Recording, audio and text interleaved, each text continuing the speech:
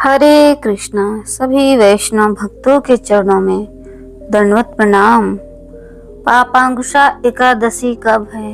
2 अक्टूबर या 3 अक्टूबर, जाने सही तिथि, पारण, समय और महत्व।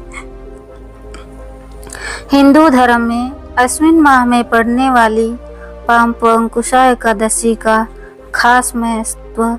इस दिन भगवान विष्णु, माता लक्ष्मी का विधिवत पूर्वक पूजन किया जाता है। सनातन धर्म में साल भर में आने वाली 24 एकादशी का महत्व बताया गया है।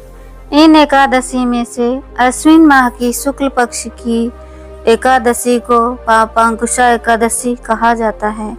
मान्यताओं के अनुसार इस दिन भगवान विष्णु की आराधना करने से साधक को सभी पाप से मुक्ति मिलती है और जीवन में सुख, शांति तथा समृद्धि बनी रहती है। यह एकादशी विशेष रूप से पापों के नाश और मोक्ष प्राप्ति के लिए मानी जाती है।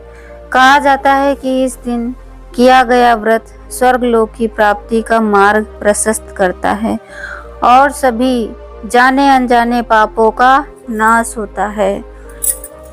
दृक पंचांग के अनुसार इस साल अश्विन मास के शुक्ल पक्ष की एकादशी तिथि 2 अक्टूबर शाम 7:10 से शुरू होगी, 3 अक्टूबर शाम 6:32 तक रहेगी। ऐसे में इस साल पापांकुशा एकादशी का व्रत 3 अक्टूबर को रखा जाएगा। व्रत पारण एकादशी का व्रत पारण द्वादशी तिथि पर किया जाएगा। पापांकुशा एकादशी व्रत पारण करने का शुभ मुहूर्त है 4 अक्टूबर सुबह 6:16 से सुबह 8:37 तक। इस दौरान किसी भी समय व्रत का पारण किया जा सकता है। पापांकुशा एकादशी का महत्व। पौराणिक मान्यताओं के अनुसार जो व्यक्ति पूरी श्रद्धा और भक्ति के साथ पापांकुशा एकादशी का व्रत करता है उसके सभी पाप मिट जाते हैं, यहाँ तक कि बड़े बड़े अपराध भी क्षमा हो जाते हैं। इस दिन भगवान विष्णु की उपासना करने से साधक को वैकुंठ की प्राप्ति होती है और जीवन में सौभाग्य तथा समृद्धि आती है। एकादशी व्रत विधि। प्रातः काल स्नान कर स्वच्छ और साफ कपड़े पहने। इसके बाद भगवान विष्णु और माता लक्ष्मी की मूर्ति या चित्र के समक्ष दीपक जलाएं। साथ ही भगवान को पीले पुष्प, तुलसी दल, फल और पीले वस्त्र अर्पित करें। भगवान विष्णु के समक्ष व्रत का संकल्प लें। इसके बाद विष्णु सहस्त्र, विष्णु चालीसा या गीता का पाठ करें या हरे कृष्णा महामंत्र का जाप करें। श्रवण पाठ करें। दिन भर सात्विकता का पालन करें, ब्रह्मचर्य का पालन करें और उपवास करें। शाम के समय पुनः आरती और भजन कीर्तन करें।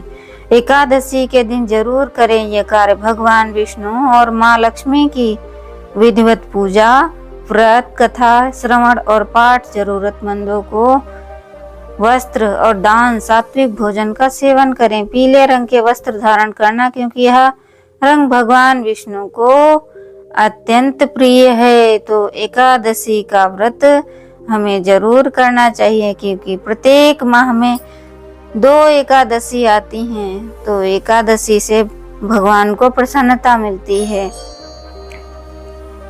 यदि हम अपनी प्रसन्नता के लिए एकादशी व्रत करते हैं तो उसमें सफलता नहीं मिलती है, और यदि हम कोई कामना रख के एकादशी व्रत करते हैं तो बस वही कामना पूर्ण होती है। यदि हम कोई कामना ना करें और भगवान की प्रसन्नता के लिए एकादशी व्रत रखते हैं तो भगवान हमारी सभी इच्छाओं को पूर्ण करते हैं, हमारी रक्षा भी करते हैं।